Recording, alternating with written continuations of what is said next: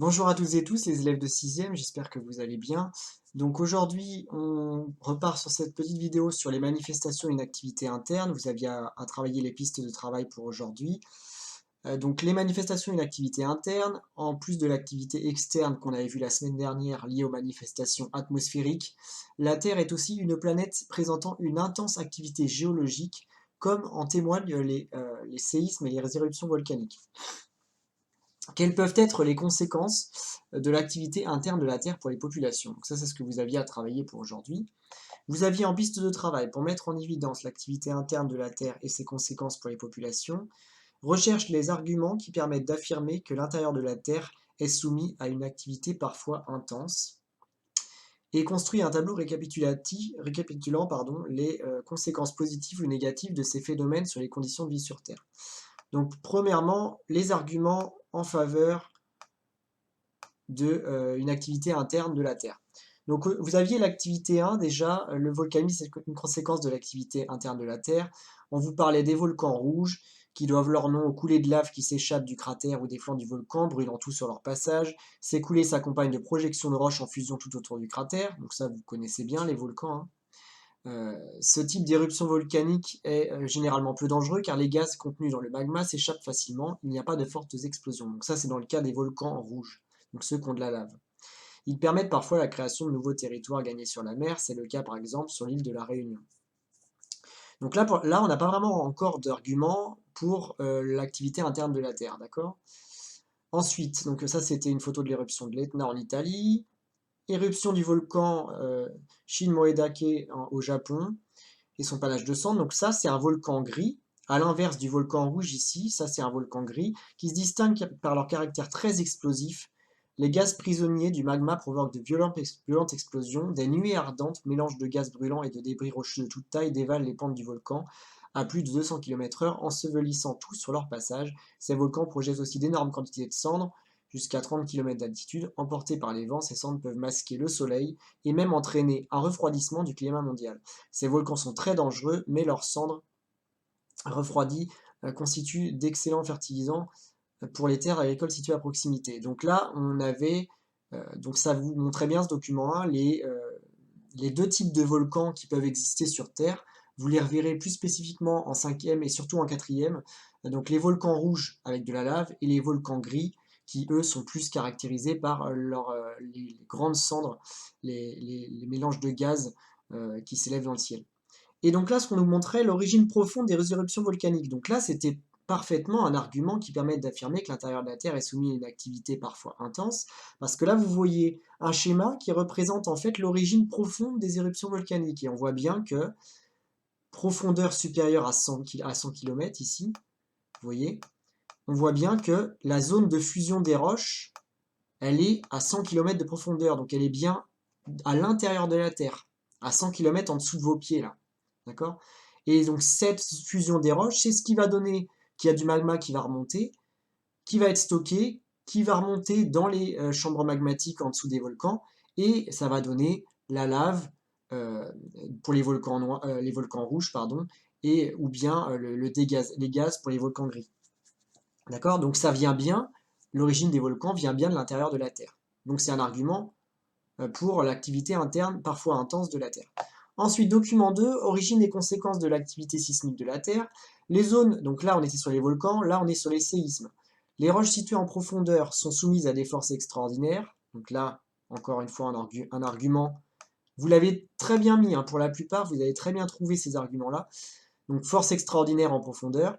Avec le temps, elles peuvent finir par se rompre. Et le lieu de rupture situé sur une faille est appelé foyer. Donc là, le foyer du séisme, il est là. Vous voyez, c'est quand il y a une faille entre deux gros blocs de rochers en profondeur.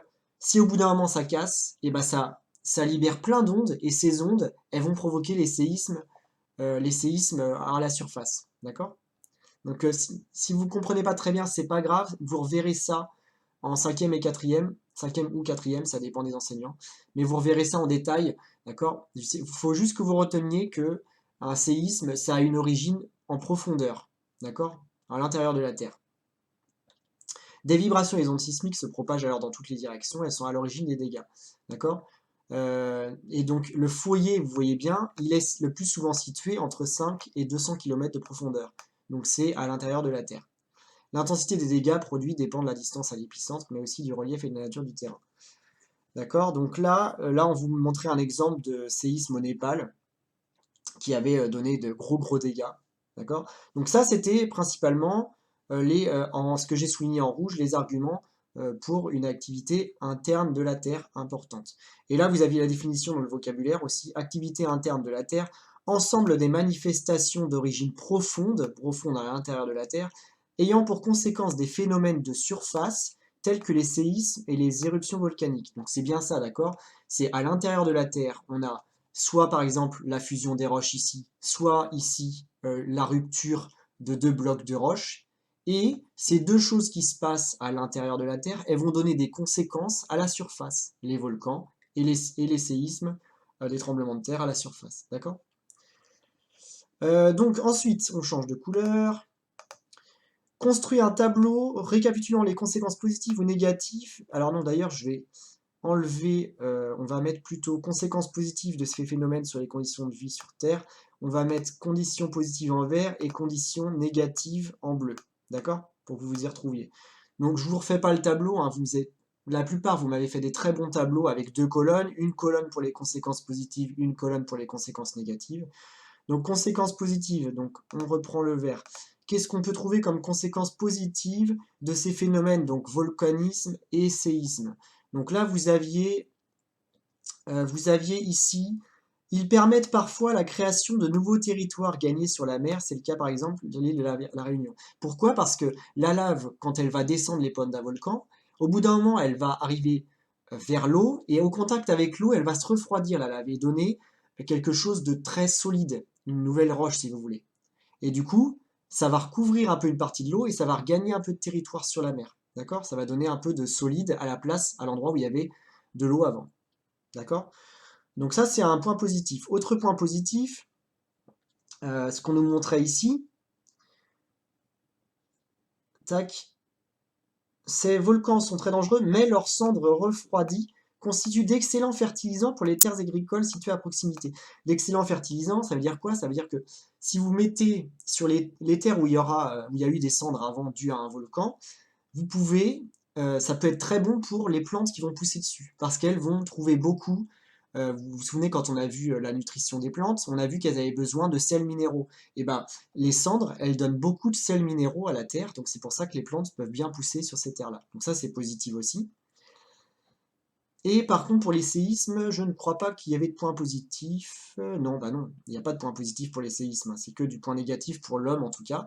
Et donc en bleu, négatif, on avait donc pour les volcans rouges, on avait dit brûlant tout sur leur passage, donc c'est dangereux pour les hommes et leurs habitations. Projection de roches en fusion, donc ça peut aussi faire des dégâts. C'est quand même peu dangereux, mais ça peut être dangereux si on entre en contact avec la lave. D'accord? Par contre, les volcans gris, ils sont très dangereux. Grosses explosions, et donc là, ce qu'il nous dit, c'est que d'énormes quantités de cendres, et puis du coup, violentes explosions, ça c'est dangereux, hein. Et puis, ces cendres peuvent masquer le soleil, donc ça nous fait moins de lumière, et nous, on a besoin de lumière, vous le savez, pour vivre. Et même entraîner un refroidissement du climat mondial, c'est pas forcément bien. Et puis pour les séismes, ce qui était négatif, c'était bien sûr des dégâts, dus aux vibrations. Donc là, vous l'avez bien là, hein, on nous le disait, des blessés, des sinistrés, c'est-à-dire sans maison, et puis, des gros dégâts aussi sur les habitations, d'accord? Donc ça, c'était les points négatifs et positifs que vous pouviez trouver pour faire votre tableau. Donc dans votre tableau, vous deviez avoir la colonne positive avec ce que j'ai souligné en vert là, et la colonne négative avec ce que j'ai souligné en bleu. Donc voilà, ça c'était les deux pistes. Donc qui nous amène au bilan de cette partie. Les éruptions volcaniques et les séismes montrent que les roches peuvent parfois fondre ou se rompre brutalement. Ces phénomènes résultent de l'activité interne de la Terre. Cette activité géologique peut générer des risques importants pour les populations humaines. Donc là, on revient à ce qu'on voyait Mars depuis le début de l'année. Au contraire de Mars, du coup, on voit bien que la Terre elle possède des bonnes conditions pour y vivre. Malgré tout, il est risqué d'habiter dans certaines régions du monde, d'accord, où il y a des séismes, etc. Donc voilà, ça conclut, je vous ai mis un schéma aussi, et ça conclut ce chapitre. Bonne fin de journée.